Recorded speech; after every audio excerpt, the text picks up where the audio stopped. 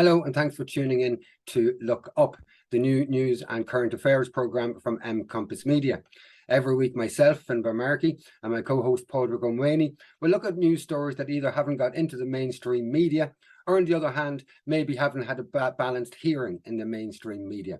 Thanks for joining us this evening, Paul. Thanks very much, Mark. Got a busy show as usual lined up. We're going to start this week with COVID. It's a story that's not going away, and this week there's been a lot of COVID news coming out. So let's start with looking at some headlines relating to COVID. Padraig, do you want to lead with this one? Sure. Yeah. Look, I thought it was a bit of a blast from the past in terms of COVID news. Looking at articles in the news this week, Fergal Bowers has come out of hibernation, so Stephen Donnelly. We're seeing reports again of case numbers and sound bites about reintroducing masks.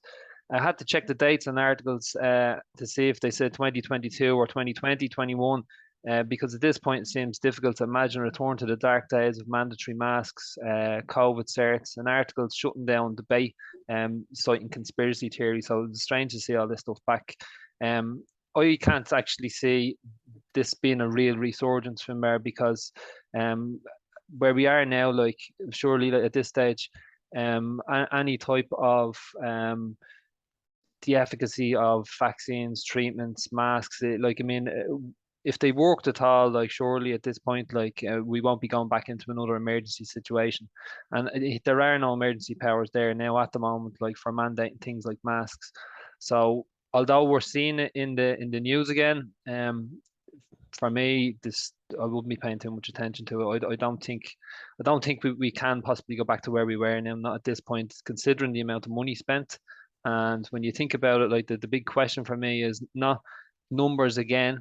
The big question is, what have we done in terms of increasing our hospital capacity, our numbers of doctors and nurses? 50 billion is the number I'm hearing a lot being put about that's been spent on the couple of years around COVID. So what have we done in those 2 years in those areas? That's the real question. Yeah, what kind of preparation has been made? I have been watching some things coming out of Germany, and there seems to be a push there to reintroduce mandatory mask wearing. And there's a little bit of resistance developing to that. Some other COVID news that come out this week. Rob Rose, who is an MEP for the Netherlands representing the Christian and Reform section of the European Parliament, asked questions from a very senior Pfizer admin, and in relation to the testing of the vaccine, the Pfizer vaccine, with regards to its prevention of transmission. Have a look at this. Voor u, mevrouw Small, heb ik de volgende vraag waar ik een duidelijk antwoord op wil. And I will speak in English so there are no misunderstandings. Was the Pfizer COVID vaccine tested on stopping the transmission of the virus before it entered the market? If not, please say it clearly. If yes, are you willing to share the data with this committee? And I really want a straight answer, yes or no, and I'm looking forward to it. Thank you very much. Regarding the question around, did we know about stopping immunisation before it's entered the market? No. We had to really move at the speed of science to really understand what is taking place in the market. So it would appear that Pfizer did not do any testing with regards to the transmission or the prevention of transmission of the Pfizer vaccine.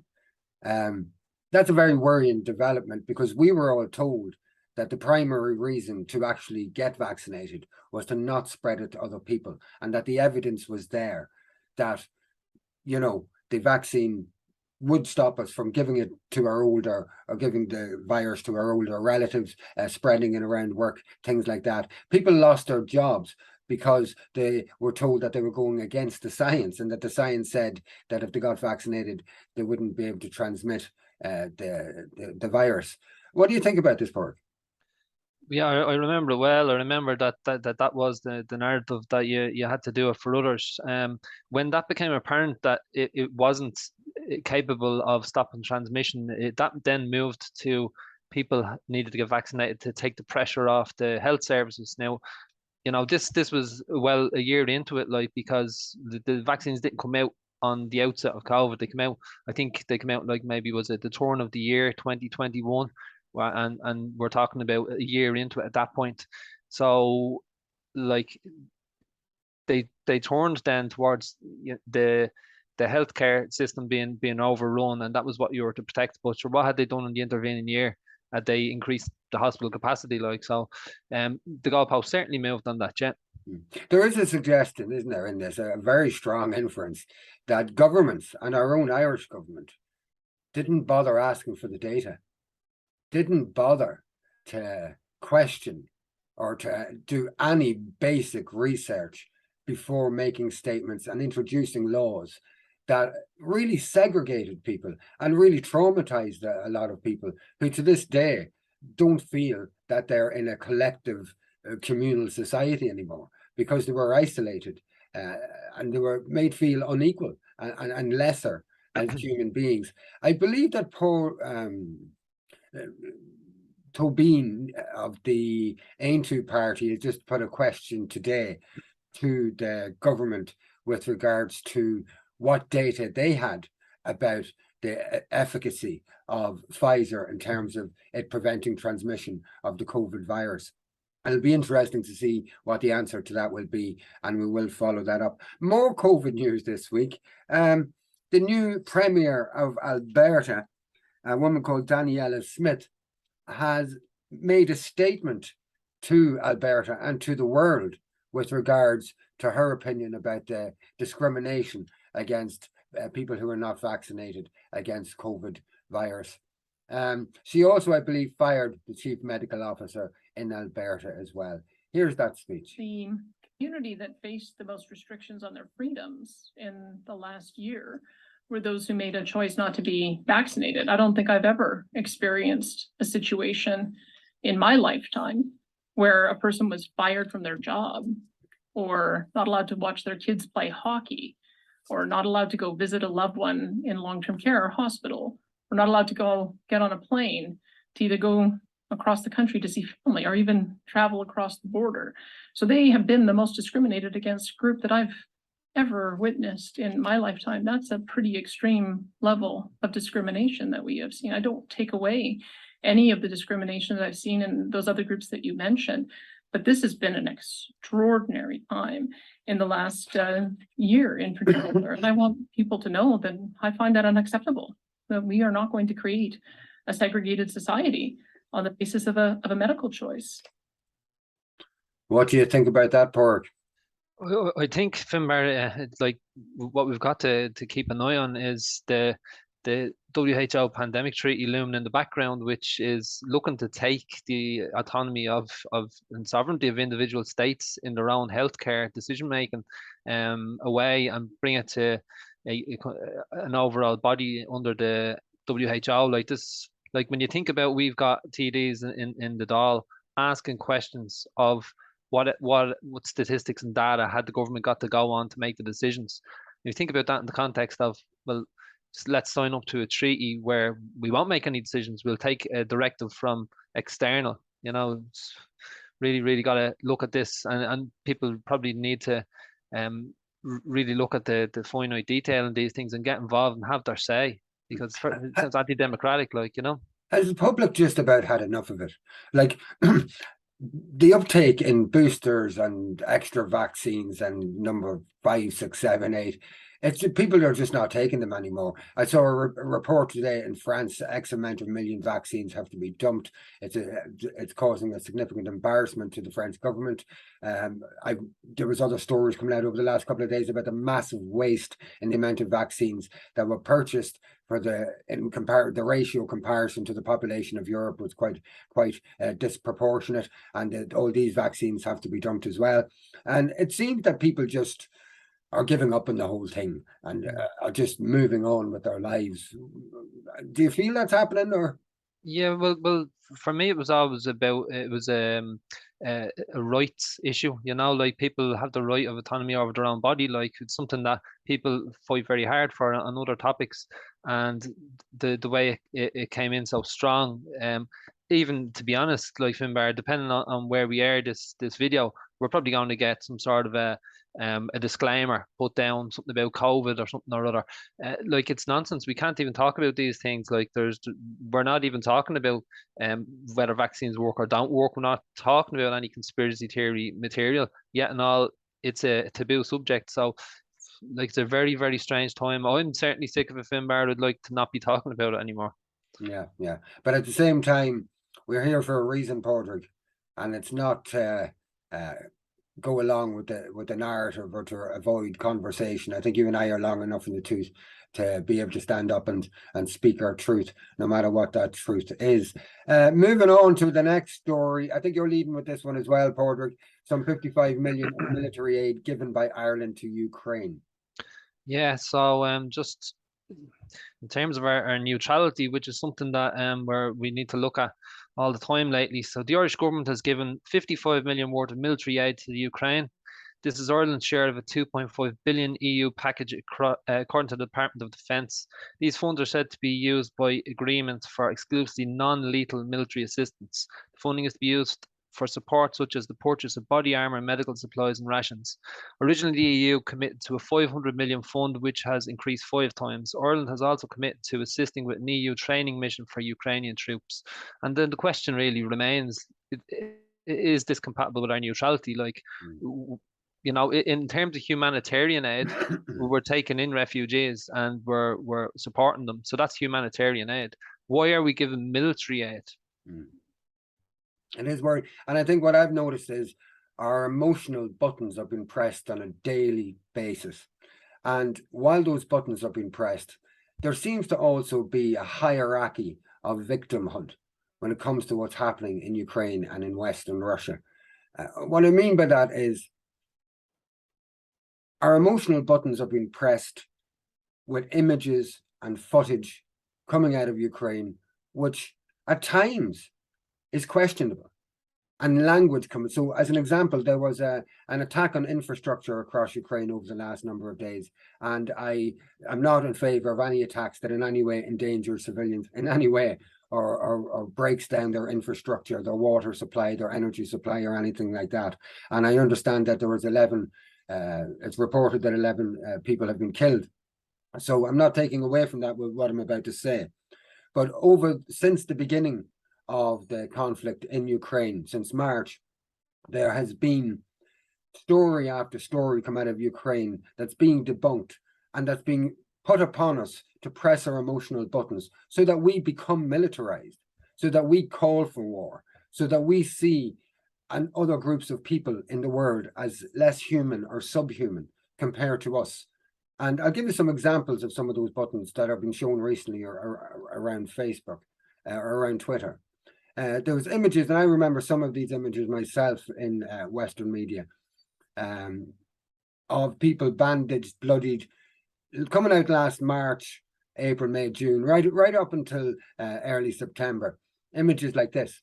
But then video footage then emerges, usually to debunk it in one way or another. Here's some footage that came out to debunk these particular images.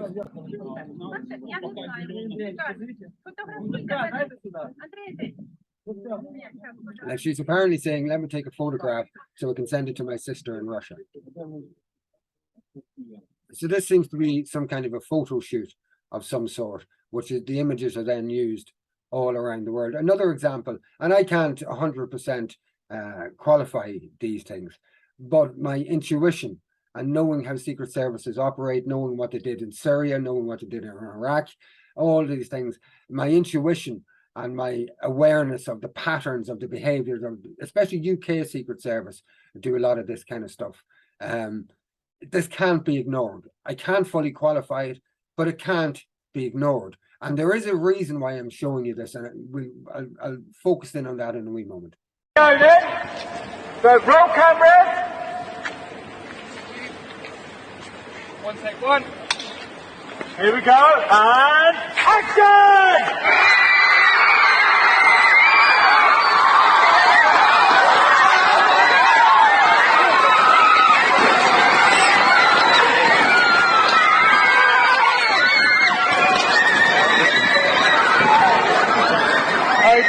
Okay, so this is purported to be footage from last March of a scene set in which people are fleeing from something. It's purported that this was used in media around the Western Hemisphere. The reason I'm showing this is that there are real massacres and there is real suffering happening in Ukraine, but it's not happening in Western Ukraine, or especially it hasn't been happening until this week.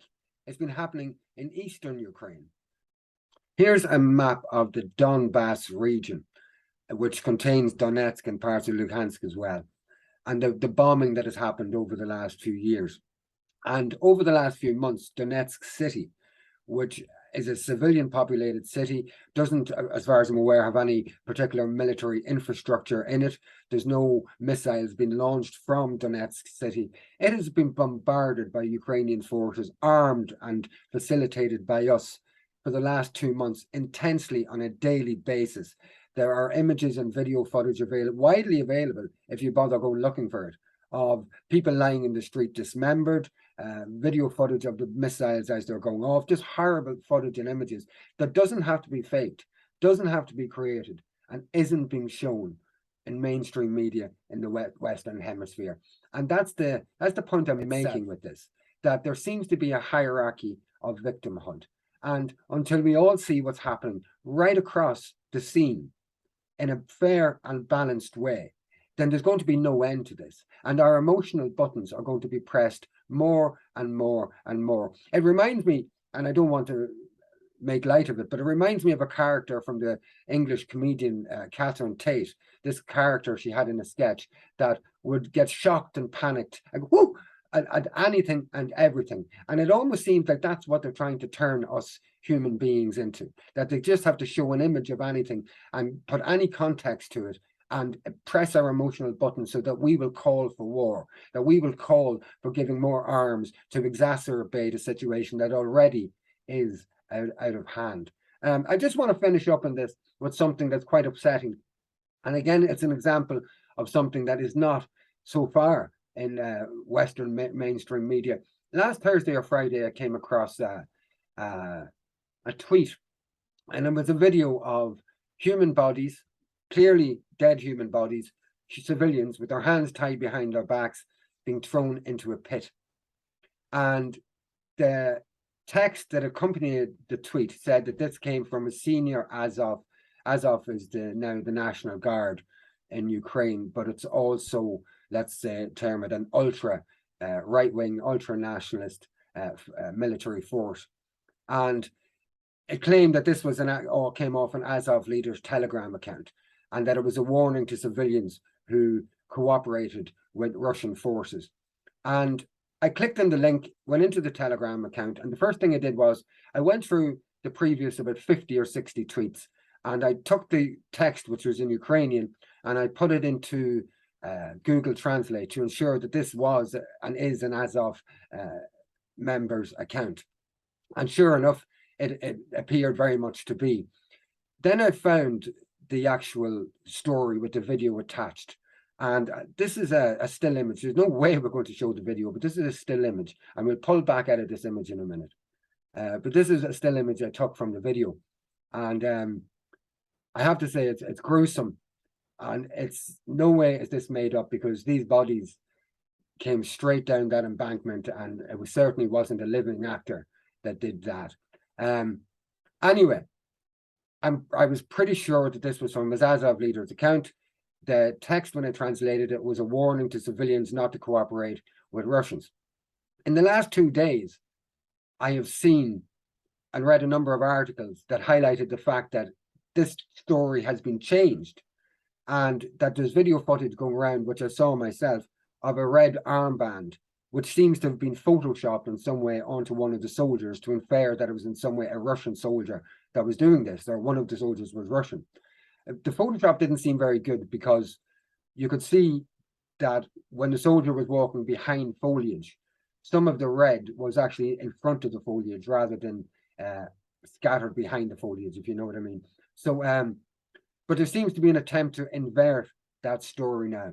But the bottom line, there is a pit somewhere in Ukraine or Western Russia, in which human beings, of dead bodies, are being thrown into the pit, and it's not being reported anywhere, other than video footage coming out from people who were scandalized and who were shocked by seeing this on Azov member profiles. And it would appear that Azov have a habit of videoing themselves committing sometimes atrocious acts and putting up online. I saw the murder and the torture of a room full of Russian soldiers in which they were shot in the knees, in the groin, plastic bags were put over their heads, and they were beaten. So this is not being revealed, and yet there seems to be this hierarchy of victimhood. And I think some balance, some reality, and some truth has to be shown to everybody so that we can start really collectively calling for a genuine halt to what's going on in Eastern Europe at the moment. That was a long tirade. I apologize about that, Padraig. Do you want to come in on anything here? Well, just footage and video that we're seeing. It is difficult, like for people to discern what they can trust, because you see you've shown something there that appears to be shocking, and then you can show another angle where it appears to be staged. Like, it's very difficult for people to know what to believe, and this feeds back into then people being afraid to nearly look at anything other than what they're showing the mainstream, which is quite difficult because that's quite biased, you know. So there's the difficulty. Even with the mainstream, as an example, there was an image put around of Jeremy Bowen.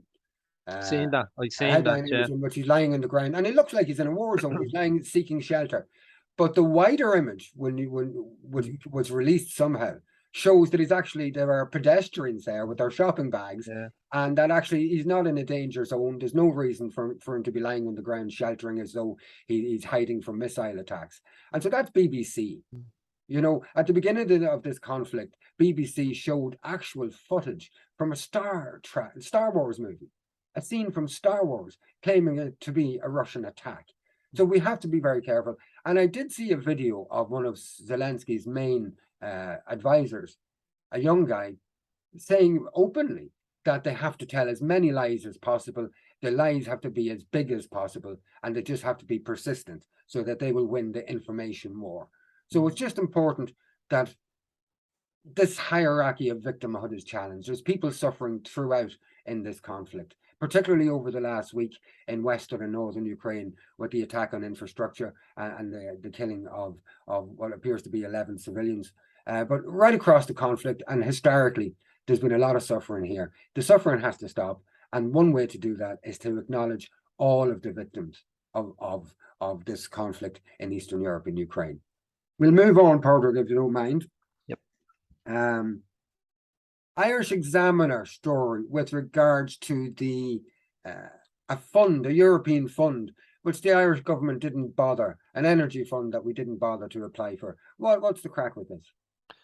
Yeah, so like it's crazy, really. I think, like, in the context of where we are with energy in general, and we're talking about energy costs, and we're talking about energy supply, and we're talking about type of energy that we have and whether they impact on the environment or not. So the Irish government here has missed an opportunity which is compatible with our green energy initiative, to receive substantial EU funding, as I say, at a time of energy and cost living crisis. The Irish energy crisis is exacerbated by the closure of fossil fuel generating stations to come into line with the same green energy programme. TD Michael McNamara has questioned the Taoiseach on the matter, so if you want to roll that. Yeah. Taoiseach, you've always maintained that the causes of the energy crisis are international, and therefore the solutions will have to be international, or at least pan-national. In that context, Taoiseach, I was very surprised to read that Ireland was one of only 2 countries that didn't apply for funding under the EU's Repowering EU scheme, which was particularly heralded by the biomethane sector in Ireland, which obviously has the potential to have further benefits across the agricultural sector. I presume you too would have questioned why Ireland didn't apply, and can you share with the Dáil what reply you would have received from the department as to why the scheme was not applied for. Well, my understanding, again, I think it's not as simple as Ireland not applying. I think some of that funding was already under the recovery and resilience plans that each member state would have submitted. And in our recovery and resilience plan, we would have made submissions in respect of energy, particularly in terms of public buildings. We had specific projects on the recovery and resilience that we submitted and that we'll be refunding in terms of a 100% sort of energy building of the future within the public service. So measures have been applied for in that respect, but I'll get the full details for you from the Minister Eamon Ryan in respect of that. So I don't think he really answered the question there, and it'd be interesting to see what Eamon Ryan comes back with. Ireland is one of only 2 countries in the EU to fail to apply. As we say, the Irish Examiner report placed the EU fund at 210 billion, of which the biomethane section of the Repower EU has a budget of 35 billion alone. It states that Ireland's potential funding from that would have been estimated at 800 million and a further 1.3 billion in future supports. So with Ireland continuing to remain dependent on importing energy, another indigenous source remains untapped for development. It just seems crazy, doesn't it? I don't know, is it just stupidity that they literally didn't know about it or forgot about it? Or on the other hand, is it that they're such lickspittles to the EU that they don't want to look like they're taking anything from the EU, looking like the perfect little pupil or the perfect little student. Ryan, you mentioned Eamon Ryan, who's the leader of the Green Party in Ireland there, and that he's going to consult Eamon Ryan with regard to the answer to these questions. Minister Eamon Ryan seeks emergency powers to take control of oil supply, and that's going through the houses of the Oireachtas as we speak. And this is where the Minister Eamon Ryan, who's dedicated his life, his raison d'etre, to getting rid of oil, and he's being given emergency powers to take control of our oil supply. Is that not just a little bit worrying, Padraig? 100% it is. Every time you hear the words emergency powers, you have to think, what does that mean? It means that your constitutional rights are going to be infringed upon, because that's what emergency powers employ. I think the first emergency powers, I think in a state of war during World War II, there was an emergency then, and I think then there was an emergency in tuberculosis, going way back 1940s maybe, and then the next one would have been the COVID emergency, and now straight away we're looking for an emergency on energy. So what's the next emergency? Should we do away with the Constitution altogether is the question. They love their emergencies these days. It's like crisis management. You can get away with anything in a crisis, can't you? So that seems to be what they're doing. And it's actually very, very ancient form of trickery. Creates a bit of chaos over there, and you can do whatever you want over there. And that seems to be what they're doing. It's like cheap underhand trickery from rogues on the street who are pickpocketing. And that's essentially what they're doing on a massive scale. You have some news headlines here, Padraig, with regards to the live register.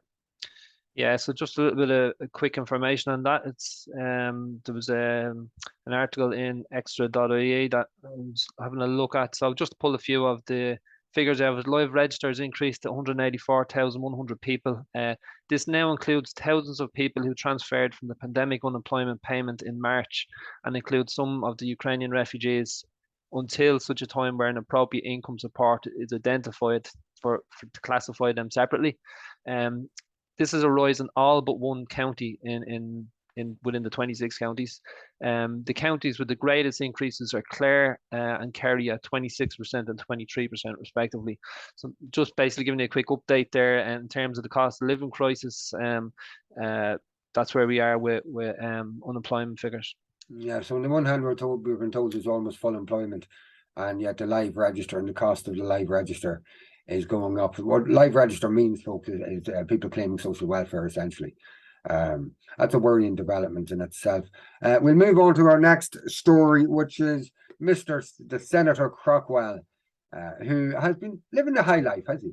Look, this struck me because I was actually looking at a couple of stories. So, this week, the Irish President Michael D. Higgins told an assembly at the Council for Europe that we need to uphold human rights, the rule of law, and democracy, while ensuring there is no immunity for human rights violations. This was on the 11th of October. On the 8th of October, Extra.ie carried a story of how Irish Senator and one-time Irish presidential candidate Gerard Craughwell, who once claimed the Irish political parties were working against him to deny him the opportunity to run for president, has been praising the Qatari government after a 4-night stay in a luxury hotel in Doha at the expense of his hosts ahead of next month's World Cup. It's been reported that some 6,500 migrant workers have died in the construction of stadiums for that tournament. Qatar is known for discrimination against women, members of the LGBT community, and migrants. Amnesty International has called on FIFA to set aside $440 million to compensate migrant workers for human rights abuses. Senator Craughwell stated he is satisfied that significant changes have taken place, including the introduction of minimum wage for workers. He stated the country has come on leaps and bounds in terms of worker welfare in recent years, and that reports about death toll were not true, since he had been provided with more accurate statistics from the Qatari government. Some international teams have said they'll wear rainbow colours in solidarity with oppressed people in Qatar, while others, like Denmark, are not bringing family to the tournament. Like here we have on one hand two people that were at one point in the same race to be the president of the country.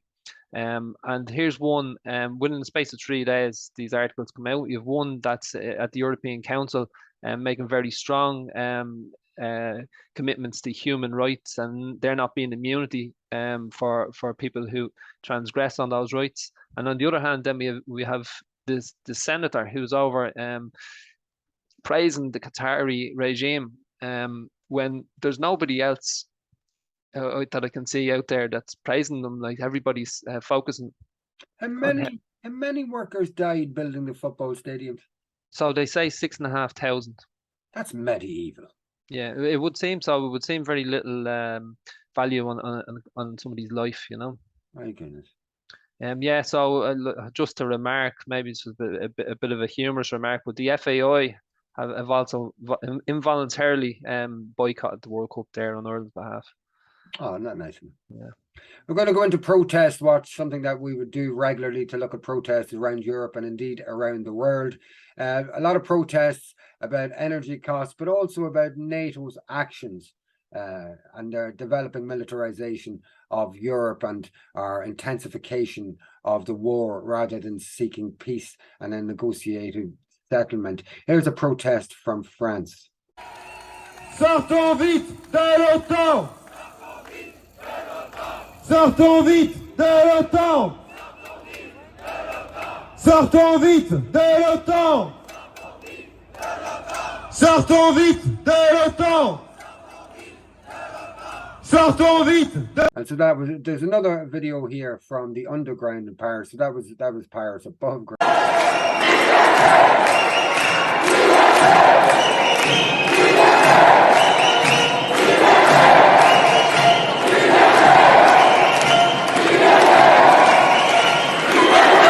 And so in Germany, which is really suffering as well, there's been protests right across different cities over the weekend. You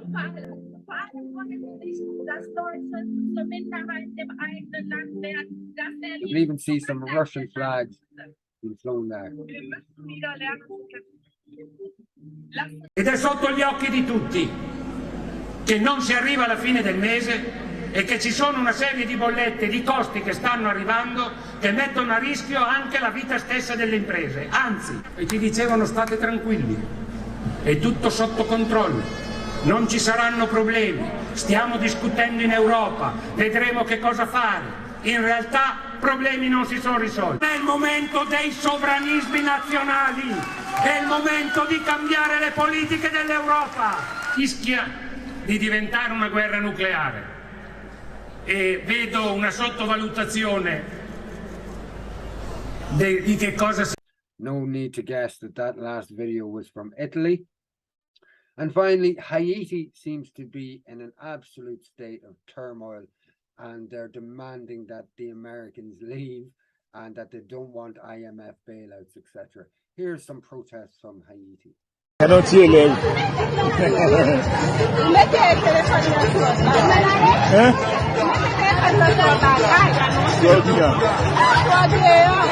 Ah, pour pas tomber.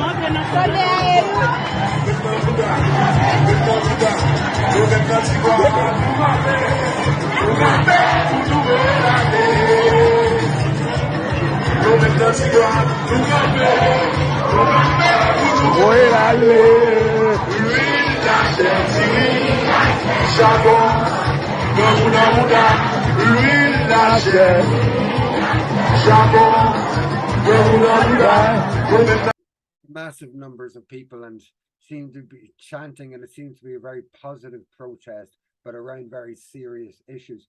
Porter, do you think, and I say it almost every week, and I ask you every week, but I'm trying to gauge whether there's an increase in the level of willingness to get out in the streets across Europe and around the world to protest. It seems to go up every week. I'm told Czechoslovakia had massive protests over the weekend. Have you been seeing any rise in the number of protests over the last few weeks? Absolutely. Like the most notable in the UK, around the Enough is Enough campaign. I've seen a lot of material from that, and that's quite close to home. But you're not seeing a whole lot going on here at the moment. We're seeing a bit around housing activism, but we're not seeing a whole lot. Of course, we had the cost of living crisis demos, but I think there's another one of them due at some stage mid-November, is there? But I haven't seen anything else here now just at the moment. I haven't seen much advertising happening around that. Hopefully, whatever happens, it gets bigger and it gets bigger until some sanity comes into the room. We're going to close off in terms of our serious stories with a video made by Tulsi Gabbard, who was a member of the Democratic Party, was a senator, was a congresswoman, and also ran in the Democratic presidential race to become the Democratic nominee. She also was a war veteran who served in Iraq. And over the last few days, she's released a video saying that she's leaving the Democratic Party, giving the reasons why she's leaving the Democratic Party and encouraging others to do the same. I can no longer remain in today's Democratic Party that's under the complete control of an elitist cabal of warmongers who are driven by cowardly wokeness, who divide us by racializing every issue and stoking anti-white racism, who actively work to undermine our God-given freedoms that are enshrined in our Constitution, who are hostile to people of faith and spirituality, who demonize the police but protect criminals at the expense of law-abiding Americans, who believe in open borders, who weaponize the national security state to go after their political opponents, and above all, who are dragging us ever closer to nuclear war. Now, I believe in a government that's of the people, by the people, and for the people. Unfortunately, today's Democratic Party does not. Instead, it stands for a government that is of, by, and for the powerful elite. Now, I'm calling on my fellow common sense, independent-minded Democrats to join me in leaving the Democratic Party. If you can no longer stomach the direction that the so-called woke Democratic Party ideologues are taking our country, then I invite you to join me. What do you make of that?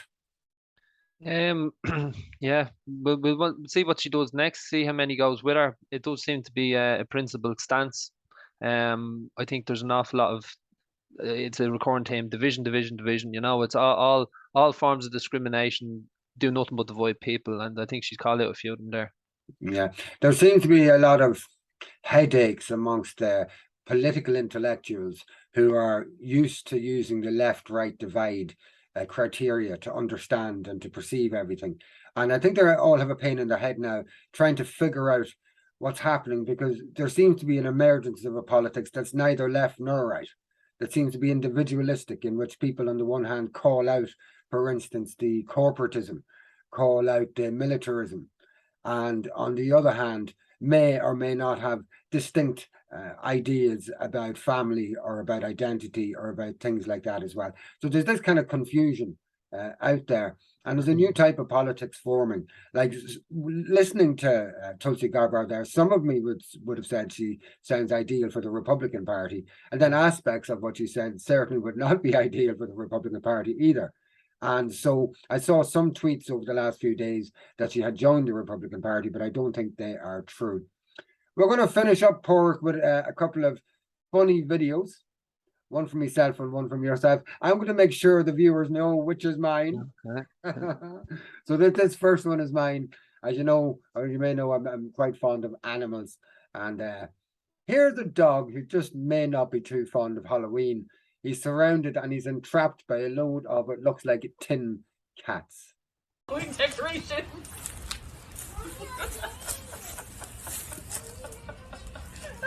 I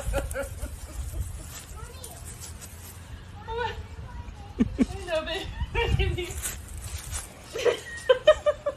It's not moving at all.